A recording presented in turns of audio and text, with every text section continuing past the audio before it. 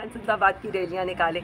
इनसे कहें पेड लोग और जिनके साथ अवामी हमायत ना हो उनसे जितनी मर्जी रैलीज निकलवा लें, कोई फ़ायदा नहीं। वज़ीर इत्तलात ने कहा है कि जो इंडिया है ना, जो इंडिया है वो इंडिया जो है, वज़ीर इत्तलात कह रहे हैं कि जो इंडिया है वो प्राइम मिनिस्टर की पर्सनैलिटी से जेलस हो रहा है, ड्रेसिंग से। वो लोगों ने उसके बाद तस्वीरें सारी लगा दी हैं निकाल कर, वो जो तिरछी टोपी वाली, वो लंबे बूट्स वाली, वो कौन सी वाली, वो जोखरों की वाली।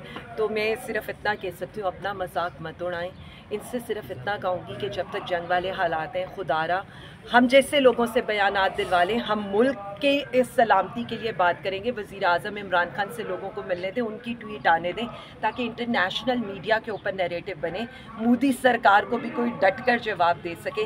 ऐसे जोकरों को आप मुसल्लत करेंगे और उनके फिर बयानात चलेंगे तो इंडियन मीडिया भी मजाक उड़ाएगा, इंटरनेशनल मीडिया भी मजाक उड़ाएगा, और फिर आपकी स्टेटमेंट्स लेकर इंडिया को UN जाना पड़ेगा।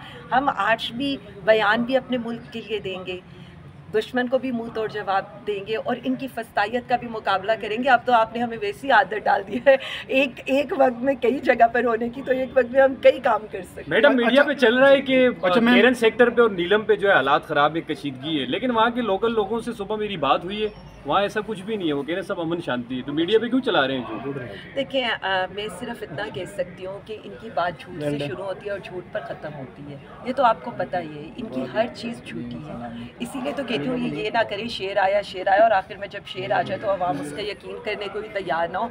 इसलिए इनसे कहें कि हर बात को, मतलब मेरे तो अब सिंपल, मेरा तो एक फार्मूला रह गया, एटलीस्ट ये जो हुकूमत बैठी है ना, इससे कहें इंडिया को जवाब दे दे PTI समझ के। उसी तरह कहे तुम फितना हो, तुम इंतशारी हो, तुम्हारे साथ हम पता नहीं क्या कर देंगे, तुम्हारी चादर चार दीवारी का तकद्दुस पामाल कर देंगे।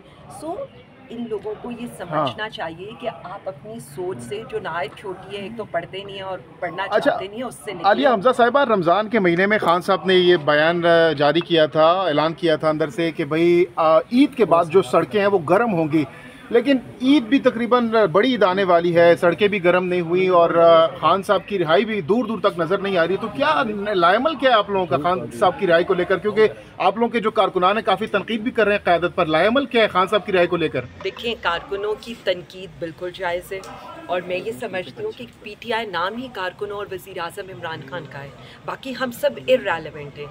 और वो जो बात कर रहे हैं वो क्या, पूरी पाकिस्तानी अवाम, आप कहीं चले जाएं, वो आपसे सवाल एक ही करेगी, वज़ीर आज़म खान कब रिहा होंगे।